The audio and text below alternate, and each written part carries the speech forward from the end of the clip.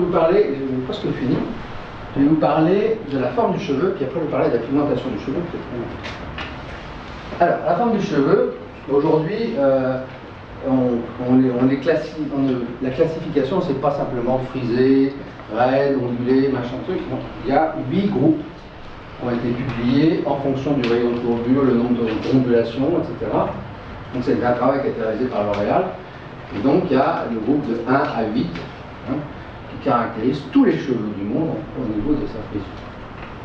Par exemple, vous avez un beau type 1 comme ça, un type 3 donc ondulé, un type 4, vous voyez que le nombre d'ondulations est augmenté, le type 6, le type 7, curly, et le type 8 c'est très curly. C'est plutôt certaines peuplades africaines sont vraiment très frisées. Et soit dit en passant, elles ont les cheveux courts parce que quand vous avez une frisure de type 8, vous avez des super tours, ce qui fait que le cheveu casse. C'est pas qu'il ne pousse pas, c'est qu'il casse. Donc, il ne peut pas être long. Et par contre, ce qu'on a découvert aussi, c'est qu'on croyait qu'il y avait un rapport direct entre l'ellipticité et le degré de frisure. En fait, c'est pas vrai. Parce que, par exemple, on a découvert que les Caucasiens de type 8, de type 3 et des Africains de type 7 avaient exactement la même ellipticité, alors que clairement, c'était des groupes différents. Alors, ce qui est intéressant, c'est que au niveau de la microscopie électronique sur section transversale des tiges pilaires de type 1 ou de type 8, eh bien, on s'aperçoit qu'il y a une population de cellules qui sont à l'orthocortex, c'est des petites cellules. Le paracortex, c'est des grandes cellules, et entre les deux, vous avez des cellules intermédiaires qu'on appelle le mésocortex. Eh bien, le mésocortex disparaît dans les cheveux frisés, alors qu'ils sont très bien représentés dans les cheveux raides. Et associé à la disparition de ce mésocortex, eh bien, en fait, les fibres, au lieu d'être bien parallèles les unes par rapport aux autres, comme vous pouvez le voir ici, et bien ici vous avez des grains de mélanine qui sont coincés. En fait, dans les cheveux de type 8, c'est-à-dire très frisés, eh bien, ces structures de macrofibrilles, elles sont torsadées. Elles ne sont plus du tout linéaires. Et donc, il y a une relation directe entre la structure macromoléculaire de la tige pilaire et ses propriétés mécaniques. Alors, la question était de savoir d'où vient la courbure. Et alors, parce que voilà, si vous avez des cheveux afro-américains frisés, guyanais, ou avec des cheveux caucasiens raides, vous reconnaissez sur ces biopsies, très bien, l'épiderme ici vous avez le derme, et puis ici vous avez l'hypoderme. Et le follicule fait 4 mm de long, donc il y a à peu près 2 mm dans le derme et 2 mm dans l'hypoderme. Si vous regardez les cheveux frisés, il est clair que vous avez un angle, ici, et puis vous avez une petite courbure, mais cette petite courbure n'a rien à voir avec la courbure qui va s'exprimer à la surface du cuir chevelu. Alors, pendant longtemps, on a pensé que la courbure était directement liée à l'angle d'implantation. Bon, moi, personnellement, je ne suis pas totalement convaincu.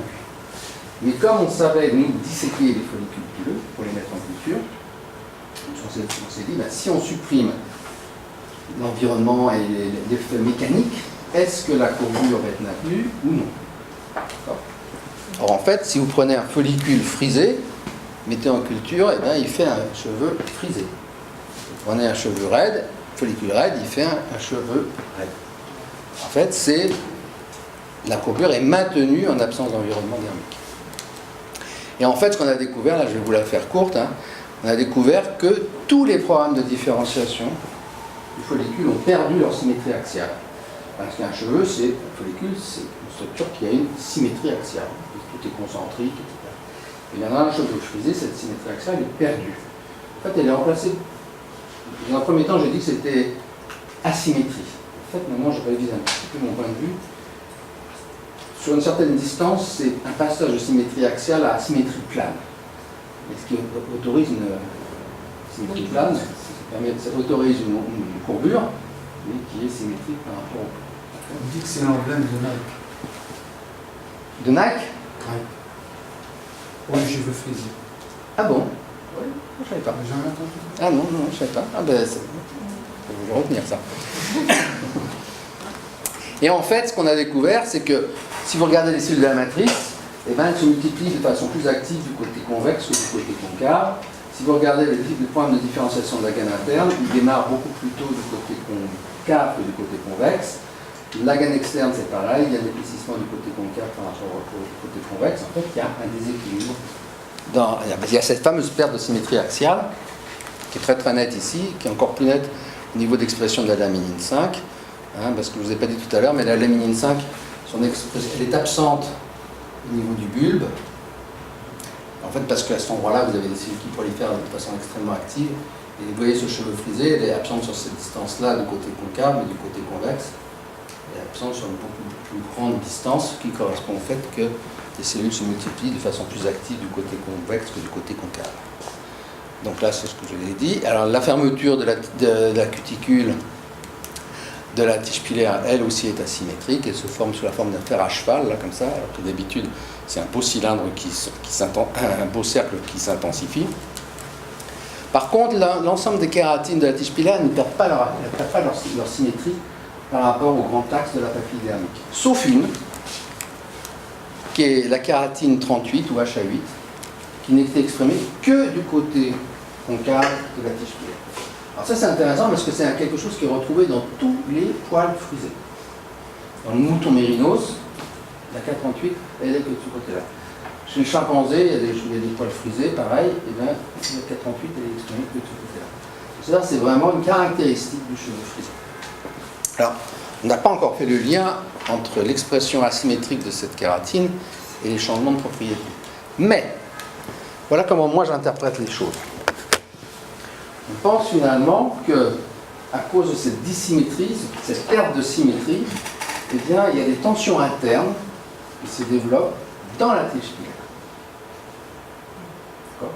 Mais tant que le follicule est entouré de derme, ces tensions internes, ces précontraintes, ne peuvent pas s'exprimer parce qu'elles sont équilibrées par la pression du derme. Et dès que la tige arrive à la surface du cuir chevelu, évidemment, ces précontraintes s'expriment et le cheveu flûte. Ce qui est intéressant, ça veut dire que la courbure du cheveu est contrôlée de façon biologique. C'est intéressant, c'est qu'il y a des situations pathologiques qui vérifient cette hypothèse. Lorsque, par exemple, vous avez des gens qui sont atteints d'hépatite C, vous les traitez avec de l'interféron alpha 2B. Si ces gens, au départ, du traitement, avaient des cheveux frisés, des cils frisés, enfin, très recourés. Pendant le traitement, les cils ils sont raides comme ça, les cheveux ils sont raides comme ça. Et dès que vous arrêtez le traitement, ils se mettent à friser. Donc, biologiquement, avec l'interféron alpha 2B, vous pouvez contrôler la frisure. A l'inverse, lorsque les femmes ont un cancer du sein, puis vous les traitez par la voie EGFR, les inhibiteurs de la voie EGFR, les récepteurs de l'EGFR. Si ces femmes, au départ, ont des cheveux raides, pendant le traitement, elles vont avoir des cheveux ondulés. D'accord ? Donc, c'est comme un traitement de VIH. Voilà, exactement. Et donc, en fait, on sait que la forme du cheveu peut être biologiquement modulée. Tout vous dire, nous on sait, on a étudié ça précisément, on sait qu'il y a un set de kératine, un set de cap qui sont inversement contrôlés par l'interféron alpha 2B et le cetuximab, par exemple, un inhibiteur de la voie EGFR. Donc c'est ce que j'appelle moi un interrupteur de forme. Le jour où on arrivera à contrôler uniquement ces kératines et ces caps, on pourra à volonté changer la forme du cheveu. Mais pendant au rythme de la croissance, ça veut dire 1 cm par mois. Donc ça fera, on introduira une nouvelle mode, c'est-à-dire vous prendrez une petite capsule pendant 1 mois, le cheveu il frisera, vous arrêterez, il sera raide, et puis vous reprendrez, et donc vous aurez des trucs comme ça. Donc ça sera super. Mais, bon, ceci dit, quand je travaillais sur le mammouth, là encore, les fameux poils de ces mammouths, qui s'appellent des jarres, c'est des poils qui sont grands comme ça.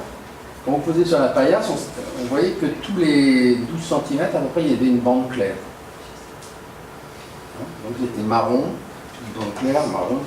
Et quand on coupait dans les zones sombres, la section était triangulaire, et dans les zones claires, elle était circulaire. Et ça prouvait bien que sur un même poil, vous pouviez changer la forme et la couleur.